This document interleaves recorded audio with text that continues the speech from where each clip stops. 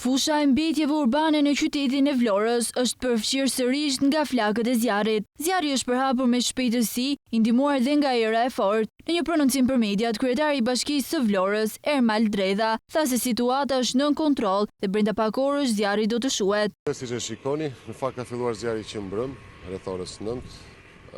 Është menaxhuar rreth orës 11:30 zjarri në fakt është vendosur në kontroll paktën natën e djeshme.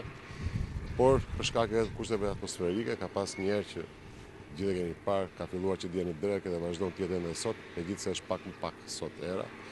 Megjithatë, diku rreth orës 3-4 e mëngjesit kam përshtypje ka filluar përsëri, gjithë kanë qenë në terren, vazhdojmë të jemi në terren derisa ta vendosim situatën në kontroll. Nuk është se ka shumë prezencë të madhe zjarri, por më shumë ka tym, kjo edhe për shkak të erës. Gjithsesi, do mundohemi që brenda pak orëve gjithçka të jetë Nuk ka rrezik banesa që jeni vetë prezent këtu, patjetër që më shumë është prezenca e tymit pranë banesave që janë këtu përreth, por nuk ka rrezikshme paktën deri tani. Këto mbetje nga këtu nuk do largohen. Këto mbetje fillimisht do të mbulohen me dhe pastaj do të vazhdojmë me projektin që keni thënë më parë me KFV-n, që do të bëhet kapsulimi, do të bëhet një ekopark, por kjo është faza e dytë. Fillimisht duhet të vendosim në punë Sherishtën dhe shpresojmë që brenda kësaj jave, nga fundi kësaj jave, të vijojmë me hedhjen e mbetjeve në landfillin e Sherishtës.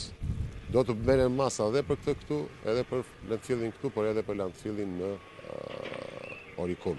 Shpeshherë fusha e mbetjeve përfshihet nga flakët të cilat çlirojnë tym toksik, duke sjellë edhe shqetësime për banorët e Vlorës, por edhe për turistët që vizitojnë zonën. E vetmja zgjidhje sipas specialistëve është largimi i mbetjeve drejt landfillit të Sherishtës dhe derisa të ndodh largimi i tyre, kjo situatë alarmante do të jetë. Luan Kapaj, shefi i zjarfikësve, tregon për situatën e rëndë nga zjarri, ku prej mbrëmjes së djeshme dhe deri në këto momente, zjarri ka përparuar, i ndihmuar dhe nga era e fortë, është mbajtur nën kontroll, por era e favorizon duke çliruar tym toksik dhe për banorët e lagjes, kushtrimi është një rrezik si nga tymi, por edhe nga flakët të cilat mund të rrezikojnë banesat.